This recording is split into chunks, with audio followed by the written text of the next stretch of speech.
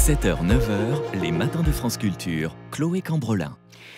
Voilà le genre de nouvelles qui donne le vertige. Une étude parue dans la revue Science Advances mercredi apporte un nouvel éclairage sur la présence d'Homo sapiens en Europe. Jusqu'ici, les chercheurs estimaient qu'Homo sapiens était arrivé en Europe il y a environ 40 000, 45 000 ans. Mais voilà que la découverte d'une dent de lait dans la grotte Mandrin dans la Drôme amène peut-être à reconsidérer les choses. Alors que penser de la découverte de cette dent de lait? Que nous raconte-t-elle? Bonjour Jean-Jacques Hublin. Bonjour. Et merci beaucoup d'être avec nous. Vous êtes paléoanthropologue, professeur au Collège de France. Votre leçon inaugurale intitulée Homo sapiens, une espèce invasive est disponible en vidéo sur le site du Collège de France. Vous étiez venu en parler ici même avec Guillaume Erner. Alors Jean-Jacques Hublin, avant de voir ce qui pourrait changer avec cette découverte, que sait-on jusqu'à présent de la présence d'Homo sapiens en Europe et de ses liens avec l'homme de Néandertal? L'homme de Néandertal n'est pas l'ancêtre d'Homo sapiens. Il faut bien comprendre que c'est une espèce qui a évolué en Europe, alors que Homo sapiens, c'est une espèce africaine. Et donc cette espèce africaine est sortie d'Afrique, et puis à un moment donné, qui est un moment charnière dans l'histoire des hominines en général, c'est un moment très important, eh bien, notre espèce donc, a remplacé, absorbé un petit peu toutes les autres. Ça, en Europe, c'est un événement qu'on situe en gros entre 45 000 et 40 000. Ok. Donc ça, c'est ce que l'on sait aujourd'hui. Quelle hypothèse avancent les auteurs de l'article donc, sur cette découverte, chercheurs emmenés notamment par Ludovic Limac, chercheur au CNRS. Quelle est leur hypothèse ? Ce remplacement, c'est un processus dont on s'est rendu compte récemment qu'il était beaucoup plus complexe que ce qu'on imaginait. C'est-à-dire qu'il y a une période de plusieurs millénaires où il y a des populations pionnières, si je peux dire, de sapiens qui arrivent du Proche-Orient, en Europe de l'Est. Donc sur plusieurs milliers d'années, on a un grignotage, si je peux dire, du territoire des Néandertaliens. Alors cette publication, elle, apporte un épisode complètement nouveau à ce scénario. Parce que là, il s'agirait non pas d'une entrée comme ça par l'est de l'Europe, graduelle de Sapiens, mais d'une sorte d'incursion, mais très ancienne, 10 000 ans avant le remplacement final, si je peux dire. Oui. Et cette incursion, eh bien, elle aurait abouti dans la vallée du Rhône, entre Ardèche et Drôme. Et là, pendant quelques siècles, quelques millénaires, il y aurait eu un petit groupe de sapiens, venus du Proche-Orient, on ne voit pas très bien sinon d'où est-ce qu'ils viendraient, Ouais.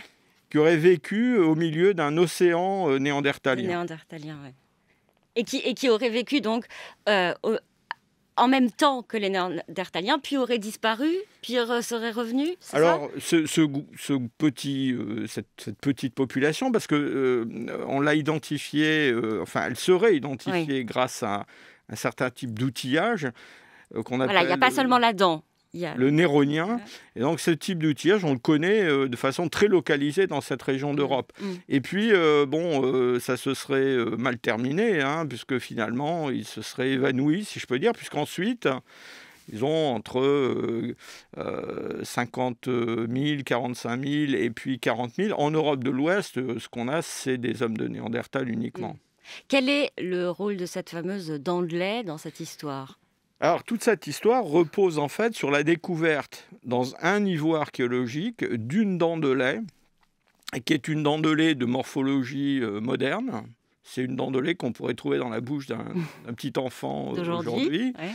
Et ce niveau est pris en sandwich entre des dépôts qui contiennent des outillages fabriqués par l'homme de Néandertal et des dents d'homme de Néandertal.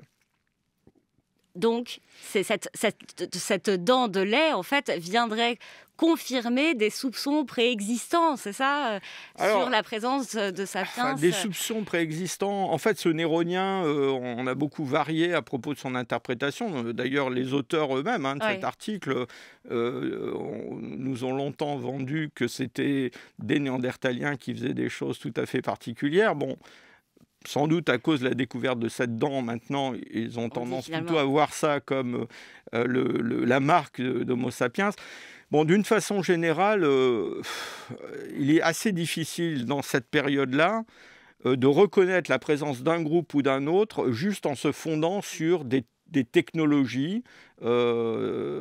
Pourquoi ? Parce que dans le fond, ces outils de pierre taillée, ils sont quand même dans la gamme technique de ce que des Néandertals sont aussi capables de produire. Alors, donc, on en arrive justement aux questions sur cette hypothèse. Depuis tout à l'heure, on emploie le conditionnel. Vous qui êtes l'auteur de nombreux travaux sur l'évolution de notre espèce, Jean-Jacques Hublin, comment appréhendez-vous, en tant que chercheur, cette découverte ? Alors, si ça se confirme, c'est tout à fait extraordinaire. Parce que donc on a encore une fois cette incursion qui n'aurait laissé aucune trace d'ailleurs plus à l'est en Europe. Et ces gens-là viennent de loin, ils viennent du Liban actuel. Maintenant, la science, c'est un édifice en construction. Et en science, il y a quelque chose qui est très important, c'est ce qu'on appelle la réplicabilité des résultats. C'est-à-dire que quand on trouve quelque chose, quand on le décrit, quand on le propose, il faut que ce soit confirmé par d'autres. Et donc, là pour l'instant, tout repose sur cette dent. Et une dent de lait, c'est tout petit.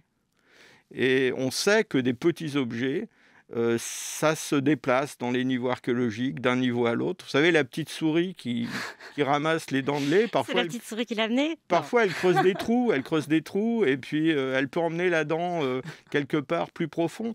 Et donc ça, on sait que ça arrive. Donc voilà, c'est un site qui est en cours de fouille.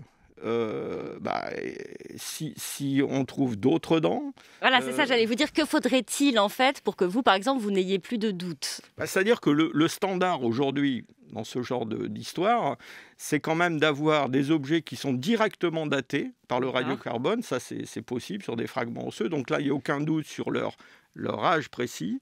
Et puis aussi, on essaie d'extraire de l'ADN. Et cet ADN, c'est une garantie qu'on a vraiment affaire à un sapiens ou à un néandertal. Ils n'ont pas essayé. Alors, ils n'ont pas essayé parce que, après avoir testé des dents d'animaux dans le même niveau archéologique, ils se sont rendus compte que l'ADN n'était pas conservé ou mal conservé, et donc ils n'ont pas voulu procéder à cette analyse parce que c'est assez destructeur. Il faut prendre un morceau de l'objet. Qui est tout petit, vous nous l'avez bien rappelé. Alors donc, découverte extraordinaire, peut-être. C'est ce qu'on retient ce matin. Merci beaucoup, Jean-Jacques Hublin, paléo-anthropologue, professeur au Collège de France. Merci d'être venu sur France Culture.